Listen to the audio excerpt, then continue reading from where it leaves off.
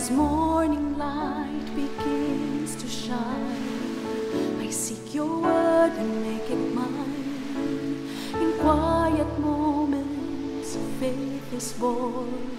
With every breaking of the dawn, rise and reflect on promises true. With every dawn, I'm renewed by you.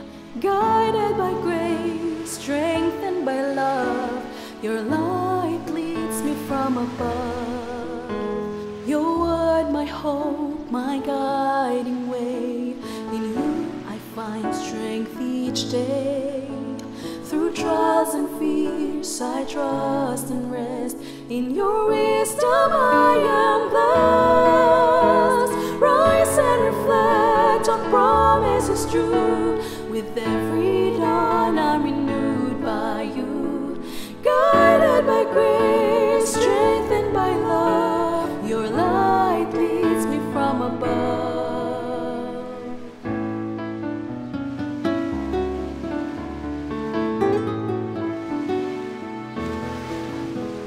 Your word, my hope, my guiding way. In you I find strength each day. Through trials and fears I trust and rest. In your wisdom I am blessed. Rise and reflect on promises true. With every dawn I'm renewed by you. Guided by grace, strengthened by love, your light leads me from above. Rise and reflect on promises true. With every dawn I'm renewed by you. Guided by grace, strengthened by love, your light leads me from above. Your light leads me from above.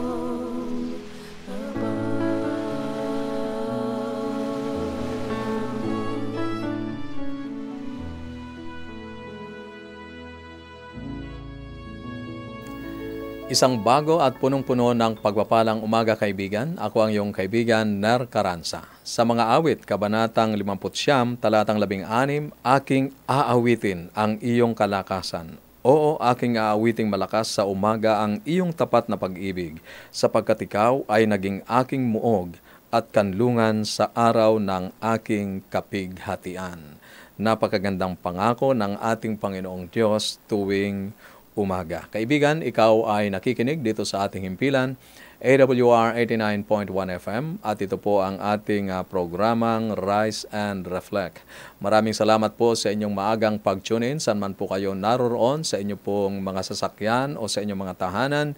Nagpapasalamat po ako ng lubos sa inyo pong patuloy na pagtangkilik dito sa ating himpilan at palatuntunan. Maraming salamat din po sa inyo na sumusubaybay sa ating pong Facebook page at YouTube channel. Saan mang lugar kayo, dako ng sanlibutan ito, pagpalain po kayo ng ating Panginoon at ingatan po kayo sa buong maghapong ito. Kaibigan, ikaw nga ay nakikinig dito sa ating programang Rise and Reflect. Dito ay ating pinasisimulan ang bawat araw sa pagbabalik ng pasasalamat sa ating Panginoong Diyos, pagbabasa ng Kanyang salita at sa pananalangin. At mula po sa ang Bible Pinoy Version, atin pong babasahin ang bahaging ating binabasa mula po sa Hebreo, Kabanatang 5, talatang 11 po tayo hanggang 14. Marami pa kaming masasabi tungkol sa bagay na ito, pero mahirap yon i-explain sa inyo kasi ang slow nyong umintindi. Dapat sana ay by this time mga teachers na kayo, pero hanggang ngayon, kailangan pa rin kayong turuan ng mga basic lessons tungkol sa salita ng Diyos. Solid food na sana ang kinakain nyo, kaso hanggang ngayon, gatas pa rin ang kailangan nyo. Yung mga taong gatas pa rin ang kailangan para mabuhay, mga bata pa sila at hindi pa nila alam kung ano ang tama at mali. Pero ang solid food, para yon sa mga malaki na, sa mga taong na-train na para malaman ang mabuti sa masama. Paglago sa pananampalataya. Kaibigan, maraming mga magulang ang natutuwa kapag ang kanilang anak ay nagsimulang kumain ng solid foods. dahil ito ay tanda ng paglaki o paglago. Hindi ganoon ang karanasan ng mga sinulatan ni Apostol Pablo. Kaya ang kanyang payo, kailangan mo ng gatas, hindi solidong pagkain, sangayon sa talatang 12. Dahil sa espiritual na hindi nila paglago ay naging mahirap para sa kanila na maunawaan ang paghahambing sa pagitan ni Melchizedek at ng Panginoong Jesus bilang punong pari. Si Melchizedek ang misteryosong figure na sumalubong kay Abraham upang batiin siya sa kanyang pagtatagumpay sa pakikipaglaban sa mga hari doon sa kabanatang 14 ng Henesis, talatang 1 hanggang 24. Kaya ang sabi ni Apostol Pablo sa Hebreo, kabanatang 5, talatang 14, ang pagkaing matigas ay para sa mga taong ganap na o mga lumago na sa pananampalataya sa ating Panginoong Hesukristo. Ang pangunahing turo dito na naging parang matigas na pagkain sa kanila ay ang papel ng ating Panginoong Hesukristo bilang isang dakilang saserdote o tagapamagitan sa bayan ng Diyos. Tulad ni Aaron, si Jesus ay itinalaga upang kumatawan sa mga tao sa mga bagay na may kaugnayan sa Diyos upang mag-alay o maghandog ng mga kaloob at mga hain para sa mga kasalanan, sangayon sa talatang 1 ng kabanatang 5 ng Hebreo. Ang paghirang kay Kristo bilang dakilang pari o saserdote na inilarawan sa mga awit, kabanatang 2, talatang 7 at ganun din sa kabanatang 110, talatang 4 ay sinipi sa mga talatang 5 at 6 ng Hebreo. Tulad ng mga saserdote ng Mosaic Law, nakibahagi ang ating Panginoong Hesus sa sangkatauhan na kanyang pinaglilingkuran. Ngunit kailangan ng mga bumabasang ito o natin na maunawaan ang isang natatanging pagkakaiba dahil si Jesus ay hindi bumigay nang siya ay tinukso at nagdusa ng kamatayan para sa kanila at para sa atin. Siya ay naging bukal ng walang hanggang kaligtasan para sa lahat ng sumusunod sa Kanya, sangayon sa talatang 9. Pansinin kaibigan, ang pagbibigay diin sa walang hanggang likas ng kaligtasan na ibinigay ni Jesus, ang once and for all o minsan para sa lahat na katangian ng kanyang sakripisyo. Ito ay hindi na mauulit at ang mga epekto nito ay permanente. Marami pang dapat isulat ang sumulat si Apostol Pablo, ngunit ang sabi niya, imposibleng sabihin ang lahat ng ito dahil hindi ito maunawaan ng kanyang mga mambabasa. Ang sabi niya ay slow to understand. Inaasahan sana niya na sa panahong iyon na dapat ay naging mga tagapagturo na sila, ngunit kailangan nilang bumalik sa spiritual na kindergarten upang matutunang muli ang mga pangunahing katotohanan ng salita ng Diyos, sangayon sa talatang 12. Kaibigan, maaring marami pa tayong dapat malaman sa nagliligtas na biyaya ng Diyos. Ang gawain ni Kristo bilang ating tagapagligtas at tagapamagitan. Inaanyahan kita na patuloy na subaybayan ang ating mga pag-aaral sapagkat marami pa tayong matutuklasang mga katotohanan na makapagpapatibay, makapagpapalago ng ating pananampalataya at pagkaunawa sa gawain ng ating Panginoong Hesukristo bilang ating dakilang saserdote, tagapamagitan sa Ama at sa Kanyang bayan. Kaibigan, nasaan ka sa iyong pag-aaral, sa iyong paglago sa ating Panginoong Hesukristo?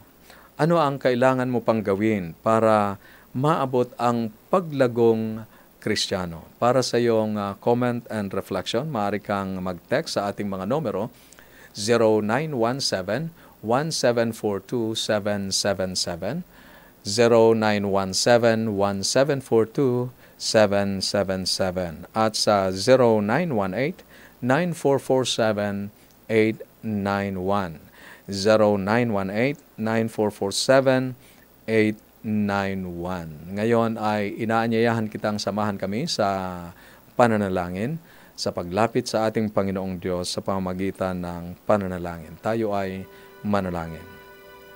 Amang banal, dakila naming Diyos, napakalaking kaaliwan na malaman na ang iyong kaligtasang ibinibigay sa amin sa pamamagitan ng aming Panginoong Hesukristo ay walang hanggan, na ang mga sumusunod sa iyo ay tumanggap ng biyaya ng iyong once and for all na sakripisyo.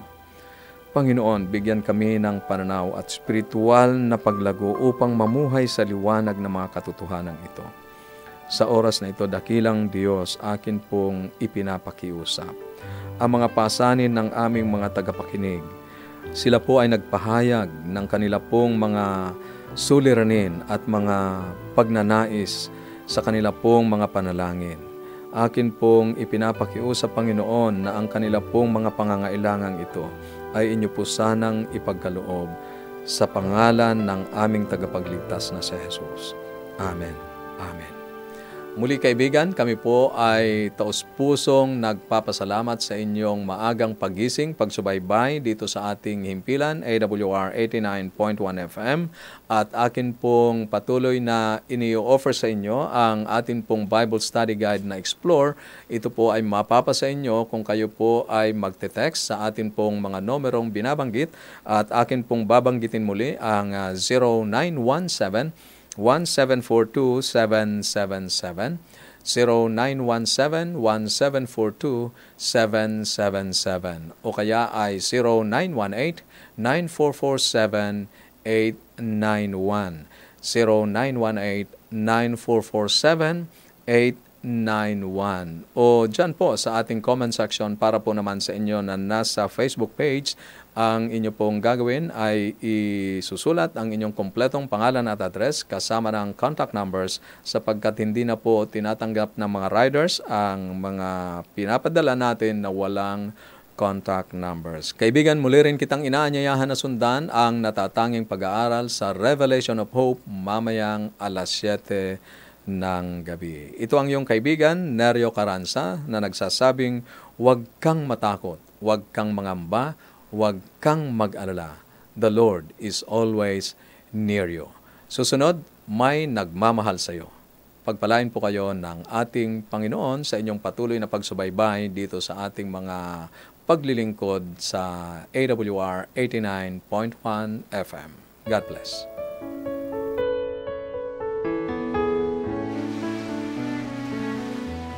As morning light begins to shine, I seek your word and make it mine. In quiet moments, faith is born. With every breaking of the dawn, rise and reflect on promises true. With every dawn, I'm renewed by you. Guided by grace, strengthened by love, your light leads me from above. Your word, my hope, my guiding way. In you I find strength each day. Through trials and fears I trust and rest. In your wisdom I am blessed. Rise and reflect on promises true. With every dawn I'm renewed by you. Guided by grace, strengthened by love, your light leads me from above.